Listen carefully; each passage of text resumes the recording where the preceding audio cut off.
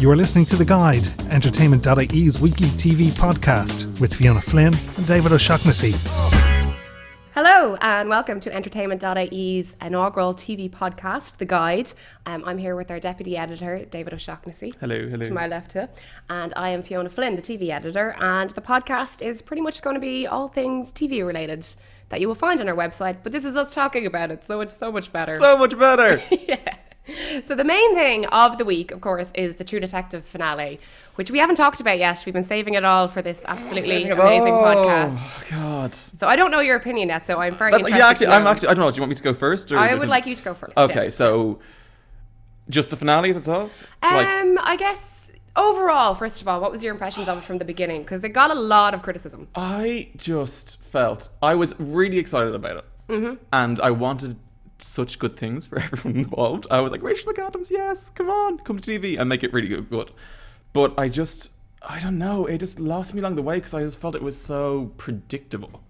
I kind of felt like, overall, looking back on it, I kind of feel like it was like an homage to like an old school kind of like noir city corruption story. But everything was so on the nose that it wasn't like, I was like, okay. So everything that unraveled in the finale, I was just like, okay, yeah, and you're going to do that now. Okay, I don't care. Like, I really felt so ambivalent towards the characters, which I think is the worst thing you can feel about a show that you've given 8.5 hours of your life to. Yeah, absolutely. That, like, even the whole way through, and I'm usually someone who gets really invested in characters, and, you know, their demise is very, very hard on me, as we know from Game of Thrones. Oh, yeah. So I watched the finale, and, you know, I really just, at the end of it, when we lost so many of them, I didn't really find myself getting that emotionally invested in it, you know? I was more sad, like, when Colin Farrell like, met his maker in that kind of Rambo-style scene in the woods. But it was more upsetting that his voicemail wasn't uploaded to his son. I was like, that was the heartbreaking thing of that moment. It was like, oh, the poor son who's had to put up with this horrific father is now, you know, not going to get the voicemail that would have really changed his perspective on him. That was the real tearjerker. Really? Did you actually shed a tear? Did you shed a tear? I heard a little bit. But even what you were saying there about it being predictable, I actually, the whole way through, it's not that I even thought it wasn't predictable, but I just honestly don't think I had a breeze of what was going on half the time. And like, I would consider, like I sat there, the laptop was like, you know, just right in front of me the whole time. I was pausing it. I was really trying to take things in. And initially I was like watching the first couple episodes thinking like, am I just a bit of an idiot? Am I not really getting this? I fell asleep during every episode, at least once. Maybe not the second last one, or the one, the second last one with the sex parties and everything. I think I might have been dozing off, and I was like, oh, this is okay. Sex party alert. Yeah, but every other episode, I've like sat down after like a long day, and you're like, okay, right.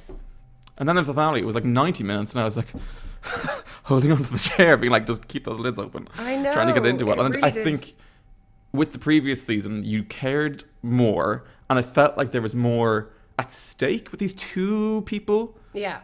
By the time you got to the like end point, I was like, oh, there's Vince Vaughn off to do a Rambo on thing, and we know what he wants. We know what everyone wanted, and I just felt like we weren't going to get it. Yeah. Yeah, it was overcomplicated. It was unnecessary. Like for season 1, you kind of knew from start to finish, you know, there was a murder that was to solve. They were going back and forth in time, and you know, it got a little bit sort of dark and mystical. And, you know, we knew there was other things at play, but it never really sort of got in over its head. But season 2, it's like Nick Pizzolatto. I'm saying his name right. Pizzolatto. It's like he tried New York into it. Pizzolatto. It's like he kind of brainstormed with every idea he possibly had for season 2, and no one sort of edited him to say, no, you can't do all of that. Yeah. So he kind of took what should have been, I don't know, it was about 5 or 6 different themes of stuff going on. You know, there was like the odd father theme that was happening. There was like the religious undertones. There was the actual murder itself that we were supposed to care about. There was the characters and their dark pasts. And each of them had their own individual dark past. And it was just every so often I'd be watching it going, okay, who am I supposed to care about now? And there's be a scene between like, you know, Frank and the mayor, and you'd be, is this important? Yeah. Is this supposed to be something crucial? Because they just kept naming people and naming people. Yeah, I agree. And that guy, what's his name? The guy that has gone out of my head now, Gary or something like that. Let's call him Gary. Tim. That was Vince Vaughn's like partner in crime in the first episode. He died. And there's this whole big thing about him, you know, being dead and how loyal he was. But no one had a breeze who he was. And no one still knows or cares. Maybe they do. Maybe I just don't. But it was wrapped up with, was it Blake was the guy who betrayed him? Yeah. That your man Jim, I want to call him. Maybe it's Max, Mike. No, I've no idea. So whoever names. he was, he had been tailing Blake. Yeah. But Blake spotted him tailing him, and so Blake killed him. Yeah, Exactly. okay. But all of this, it was just like everything was heavy-handed, and everything had to be like a character had to tell you what had happened. Yeah. Which is the worst thing that can happen on a TV show. You should be sitting there, and you should either like be showing you what's going on, or you should know because you're so hooked by it. But for it to have a secondary character have to tell a primary character, this is what's happening and this is what's going on, that's just a failure as a TV show. And it also, in my mind, lost points. Like they were like these points were great when you were watching it, but in hindsight, like if it's a straight drama, it should have been a straight drama through. And there are like elements of comedy, and that's what they kind of had between. Was there? I thought we were laughing at it, not with it. But last year, you had between like McConaughey and definitely. Like their differences made like humor, but it wasn't like here's a joke. Yeah.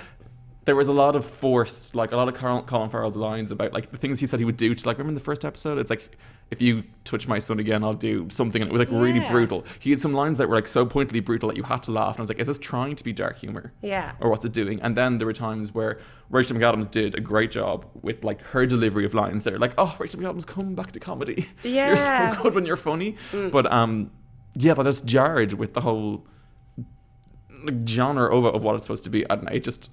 It was a disappointment. Yeah, and the dialogue as well. Like even in the last episode, I actually did have to pause for laughter when Vince Vaughn is threatening the Russian guy, who's actually a Kerry man. Oh, I didn't know that. He is an Irish actor, and again, his name is gone, but somewhat important. Yeah, there's a lot of this show that's just gone. Okay, and it's over the phone or whatever. But he says maybe not today, maybe not tomorrow. But I will be there when your lights go out. Oh, awful. And it was, that was first said in the 1950s. Like, I know. You can't keep saying it now. But again, was that his like pastiche homage to... But if it was trying to be funny, it wasn't in a kind of pointed way. It was just, it more so seemed to be, it was there to be taken, like Mike Sheridan had a great word for it, and it was that it was so earnest. All of it's so earnest. Oh my God, no, yeah. And it's just, even when they're talking about, oh, we'll meet and you'll be in the white dress, this is Frank and his wife, and I'll meet you in Venezuela. And I was like, if they actually show that scene, I will just cry. I know. Yeah, keel over with the cringe of it all. Yeah. But who was your standout performance in it? I think I'd have to say Rachel McAdams. Really? I think Colin Farrell is great, but I think we knew Colin Farrell was a great actor. He just didn't really have the work recently. Like, I think he's going to have a great year in terms, and then going forward in the future, I think he's got a great selection of projects on the line. But Rachel McAdams, I thought, they were all good, considering how terrible the script was. But Rachel McAdams, for me, I think a lot of it was like, I'm dark and moody. Ooh, I've got a dark past. But she kind of very much held her own in all those scenes.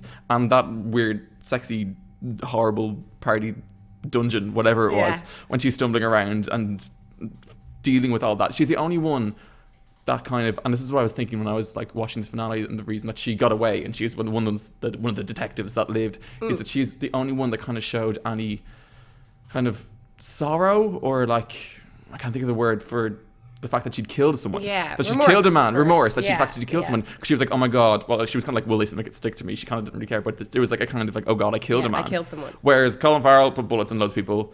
Taylor Kitsch put bullets in loads of people. Vince Vaughn put bullets in loads of people. And they all bit the dust. Yeah. And I don't know if that's playing into it. It's like, I think, she was sort of redeemable character in it. You kind of knew from the very beginning with what happened with Colin Farrell, especially when it emerged that the guy he killed was innocent. You always knew that he just, I don't know, and that's sort of the way it goes in TV and movie land. Like, those people just can't survive. Exactly. They just can't. You know from the word go. Whereas Rachel McAdams, she was the strong character who kind of came up through adversity, and she was good. Like, she was probably the most good out of all of them. So she did deserve to survive. But noticeably, all the women survived. It was kind of funny. I think that was a reaction to like all the criticism of him writing badly for women. But I still don't think he did. Like, I think the women surviving doesn't excuse some of the things that he'd written. The women were like always just bystanders, and again, it would probably fail like that Bechdel test, because it was always about men. Yeah.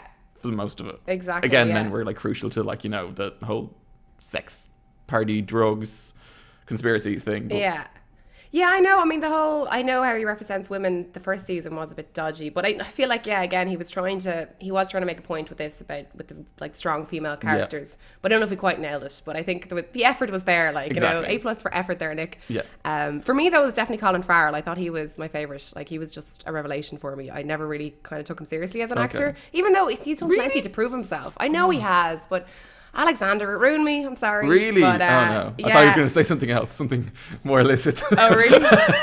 Oh yeah, that. Yeah, I didn't catch that. Did you? Oh, I've caught that. I don't think it was released to the big screen. Sorry. That's what we'll get now, the giggles. That'll make it great listening. Yeah. So yeah, overall I'd say Colin Farrell. And yeah, would you watch season 3 now if it came out? I think it would depend on who you cast. Again, I think that would be very I'm not important. casting Dave, but Fiona, please. I have a few no. Well, actually, yeah. Who would you? Okay, no. I'll answer the question first. Who would I watch season 3? Again, I think it would depend on who I know they've cast and how they're building it, because I don't know. I probably would have watched season 2, regardless of the fact that it was Rachel McAdams and Colin Farrell and Taylor Kitsch. But that was a hook for me. I was like, oh wow, these prestigious actors are working in a show together. That's obviously going to be a good thing. Now, their work was good. They put in a good show. So I think, yeah, I would watch it season 3. Like, but I don't know if I would give it the 8 episodes. If it doesn't hook me after 3, I think I'd be like, I'm done, because you had a chance. I think, I can't help but want to watch it because, and the other thing that I think we're so scathing about it, but I also think that we are comparing it to like one of the greatest TV shows or the greatest TV seasons of the last 10 years. Yeah. Like that first season was groundbreaking in a lot of ways. Yeah. I do think people have it on this crazy high pedestal. I agree. But, it was there for a reason and it was really, really great TV.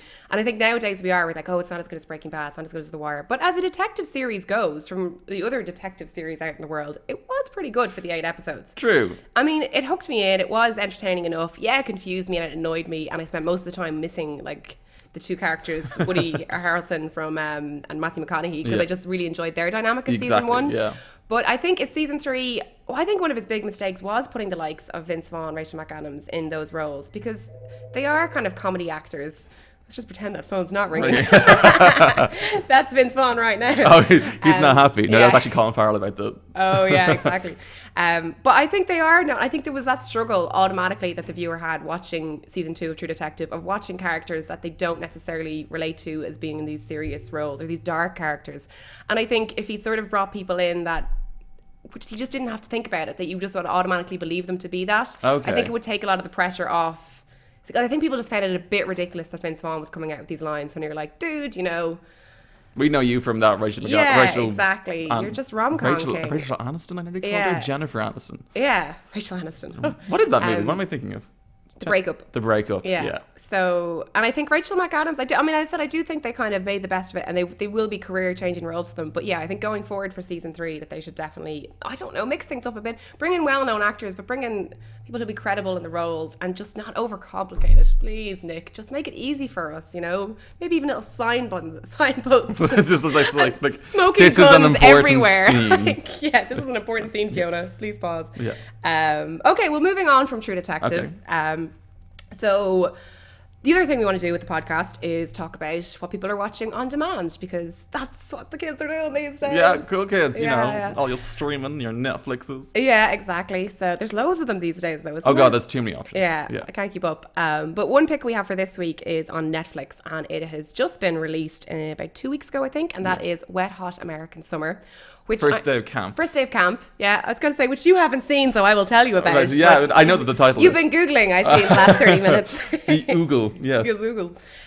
So this is, for people who haven't seen it yet, Wet Hot American Summer came out in 2001, and it was a film by Michael Showalter. I'm so not sturdy with my names when I'm saying them. Michael Showalter.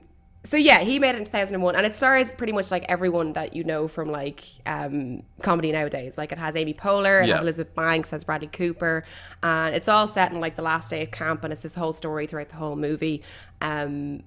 But then it comes back. The whole idea is that they're way too old for their characters then. That's part of the comedy of it. Oh, is it? Okay, in the original. Even in the original, they're still about 10, 12 years old. Oh, obviously, because they're supposed to be maybe 17-year-olds? Yeah, exactly. Okay. So they're definitely late 20s playing 17-year-olds. Okay. It's kind of a bit of a joke, whatever. And it is good. The movie is good. It's very kind of... I don't know if you can say stoner comedy, is that the right way to say it? Some of it's a bit daft, some of it's really good. But so now 15 years later, they've come back with this TV series for Netflix. It's 8 episodes, and it is all the same stars who are now obviously huge deals, Amy Poehler, Bradley Cooper, Paul Rudd. Paul Rudd, exactly. Paul Rudd is amazing in it. Kristen Wiig is in it? Kristen Wiig, yeah. So they've brought in a whole lot of new talent as well. Okay. So it's got Kristen Wiig, it's got what's his name, Josh Charles from The Good Wife. Oh, yes. And who else? Chris Pine. They've got loads of people back in it, and it's for 8 episodes. So yeah, people should watch it. I don't know if you've any intrigue in it now. I think, I'll tell you what my understanding of it is. It's that these older actors are playing younger 17-year-olds on a summer camp in the 80s. Yes. Is it? Yes. And they are the camp leaders, are all Counselors, yeah. counselors, and so they're like minding the kids, and the kids are going around and they're just being kind of terrible at doing it, and then it's the hijinks that ensue. Hijinks of it all. Okay, Yeah. so this series is set before the movie. So this one is oddly a prequel, which is again part of the running joke. It's like they're so old. They're so Let's do old, one where it's yeah. like before the movie when they were old. Exactly. So now they're returning to play characters, I guess, that were sort of, 2 months younger than what they were in the film in 2001, but they're actually all 15 years older. But they've all aged remarkably well. Well, that's Hollywood. Yeah, except unfortunately for the director and the writer, Michael Sholter, who plays Coop, the kind of main guy in it. Oh, okay. And he has not aged well at all. But you know what? He's raking in all the money because he's the one writing and directing it. So obviously a talented guy. But yeah, no, they all look remarkably well. Like, is there like an 80s filter on the camera maybe that's keeping must be like some a little blur? Yeah. Like a trial of Vaseline. Yeah. Like it's nowadays the makeup artists, they know, can with work all these wonders. HD cameras. Yeah. You just need excellent makeup. So yeah, it's definitely worth viewing. But if it's everyone's cup of tea, I don't know. I kind of felt like when I watched all episodes, it felt like a really long movie, and it maybe wasn't as funny as I thought it would be at times. Are they hour longs or? They're half an hour. So they're half really an hour. quick. So there's only 4 hours of thing to get through. And at the end of it, did you feel a sense of like, oh, okay, I finished that. That's a nice conclusion. Or what's the thing? Because that's the thing that bothers me when I get to the end of specials and stuff like that. That I'm like, oh, I put in this effort and that's what you're giving me? Or so I watched the first 6 episodes back to back, and they were really good. But I kind of noticed by this last 2, I was kind of fading a bit with the comedy of it all. Okay. It was just a bit. I don't know. It was good, but I noticed I was watching it with my housemate, and like we just didn't really laugh out loud at that many moments of it. Okay. Whereas I felt like there was more earlier on. So. I don't know. Again, yeah, I've heard other people say that as well about it, that it is funny, but there is kind of like the 2-hour movie is perfect for it. Okay. But set over 8 episodes, it's maybe a bit drawn out.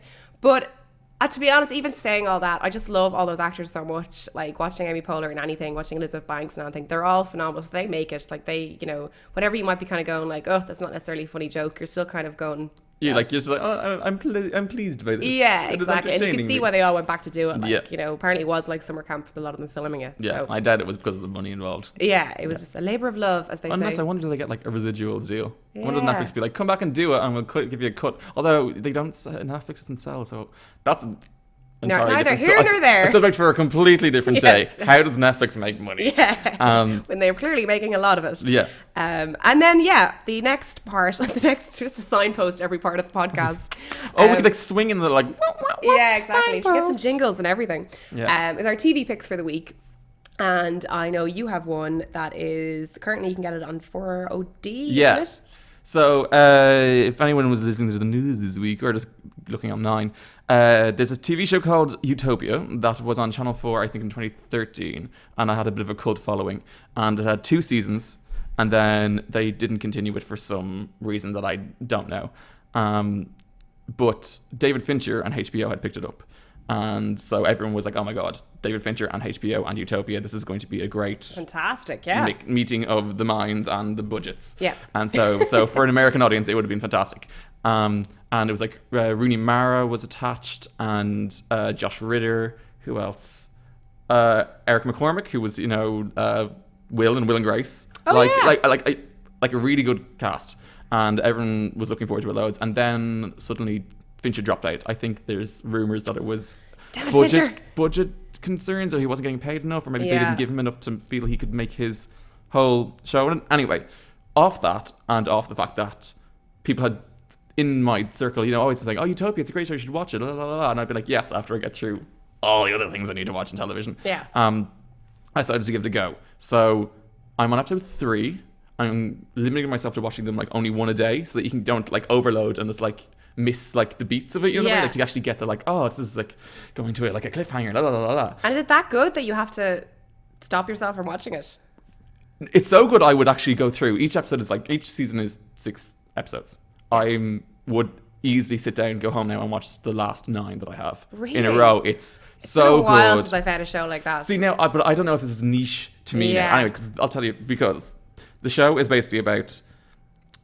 There's this book called the Utopia manuscript, and it was a comic that had a cult following, and people, it's not like a graphic novel is what they argue in it, and so people talk about it online and they're obsessed with it, and it's like basically just these pictures that kind of allude to sort of depicting some of the things that happened in recent history, like flu outbreaks and BSE and other things like that, and it's a bit of like a cult icon that people have fans of, and people talk about it online, and then these select few fans hear of the fact that there's Utopia 2 and a sequel to it, and that the manuscript exists, and anyone then who becomes, they go try and find it, but anyone who's searching for it, like people start dying, and you find out that there are other people hunting for it, and it turns out that they're like a bigger than government force. It's kind of like the Net in a way, that there's like they're on the run looking for this comic book, and there are these like evil doers who can like frame them for murder. That sounds like the Da Vinci Code meets Final Destination. Okay, well, there's no final destination because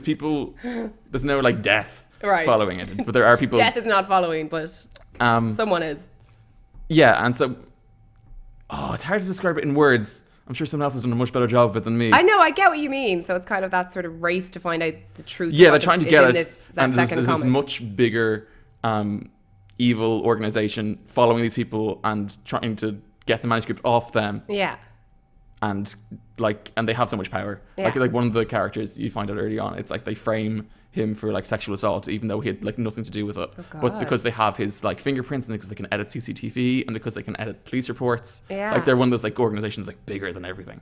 And so they have to go on the run, and it's really, really interesting the way that David Kelly has like written these characters and written the world. Like it's instantly recognizable because it's set in like 2010s Britain. Yeah. But the way that like the characters, it's subtle differences. Subtle differences, yeah. and the coloring over it, and the edits, and like the pace and the music. It's really fresh. Yeah. Even though it's 2 years old at this stage, it's really, really fresh. Yeah. And like I cannot wait to get my 4th episode in. Really? Yeah. And Okay. but also it is not for the faint-hearted. I Okay. think one of the reasons they maybe culled it on Channel 4 was that it's like, if it was America, it would be R-rated. Like, I don't know how it would be on TV. It's like, it would definitely be HBO, let's say.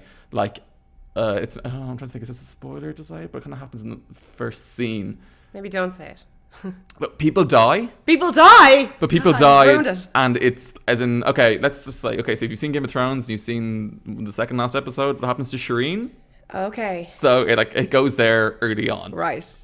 Like, Okay, as into that shock element. It very goes, early it goes, on. goes shock, Yeah. and like, you're like, oh, so kind of like straight away, you're like, oh, this is the world we're in. Yeah. And it's just, and it just goes from there. And Okay. it's excellent. So it sets the bar fairly low Well, or high. depending on what you're into. Morally low, Yeah, I guess, exactly. early on. But it's such compelling viewing. Yeah. And you should watch it. Right. No, Basically. definitely, I will. Yeah. You've sold it. Sold. Really? Okay. Utopia. I yeah. kind of just This kind time of next fell week over my I'll be words like, there. hooked up to Utopia. Utopia. But no, it has been ages since I've sat down. Actually, there has been anything recently. Game of Thrones is the standout one for me, where I was literally like, God hit me with the next one, and like dreaming about dragons, and just had to get more and more of it, and had to cut myself off. But again, that's another example, like True Detective, like that. We're just willing it to end so you can go to sleep. I know. It's like, oh God. My TV pick for the week, though, is it's an Irish TV show. Okay. And it's about music. Okay. And it's one that should definitely, I think, you know of very well. Oh, yes. Yeah. It's Other Voices. Other Voices. Yeah. I was going to try and say it in Irish there, but I don't know what Other Voices It's a dramatic Australia show is. about set and dingle with lots of musicians. Yeah, so obviously it's not a drama or anything like that, but people know of it. It's a music show set and dingle. I think it's in its 11th year now at this point. I'm not sure. I was there last year. Yeah, I was there you at the were. recordings that are going to be broadcast now. Yeah. I think they said 10. I'm not sure. This will be the 11th. Yeah. Maybe. I'm not 100%. But yeah, it's set down in Dingle, and it's just a gorgeous show. I'm a little bit annoyed though that it's on this Friday and it's on 11:30 p.m. But it was already when it first started off on RT, it used to be on kind of around 11 o'clock on a Wednesday night, but it's off there in like TV kind of graveyard hours. And people aren't really watching it. That's no one really strange. Yeah, and then they brought it up to RT on a Sunday night, which is great because that's like obviously when Love Hate is and all these other big TV shows. So people were really watching it.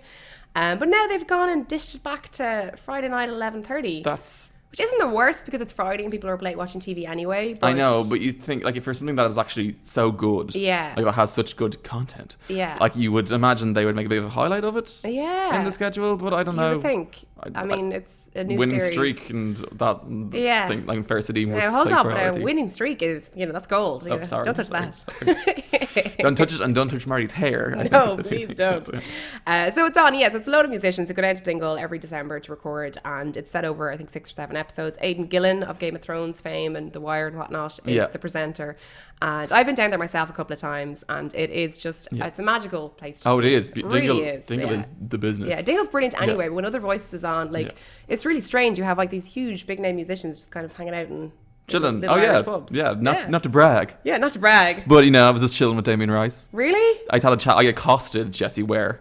I literally, she came through the hotel to go back to her room. Yeah. And I was less than sober. And so I was like, oh my God, you're amazing. And kind of just talked the face off her. Yeah. And she handled it magnificently well because she came into the room, wanted to go behind me.